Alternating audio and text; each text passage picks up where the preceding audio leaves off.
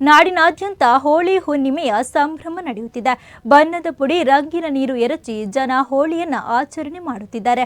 ಉಡುಪಿ ಜಿಲ್ಲೆ ಬ್ರಹ್ಮಾವರ ತಾಲೂಕಿನಲ್ಲಿ ಕುಡುಬಿ ಸಮುದಾಯ ಸಾಂಪ್ರದಾಯಿಕ ಹೋಳಿ ಆಚರಣೆಯಲ್ಲಿ ತೊಡಗಿಸಿಕೊಂಡಿದೆ. ವಿಭಿನ್ನ ವೇಷಭೂಷಣ, ಹೂವಿನ ಅಲಂಕಾರ ಮಾಡಿ ಗುಮ್ಟಿ ನಡೆಸುತ್ತಾ ಹಾಡನ್ನ ಹಾಡುತ್ತಾ ಸಾಂಪ್ರದಾಯಿಕ ಹೆಜ್ಜೆ ಹಾಕಿ ಕುಣಿಯುತ್ತಾರೆ.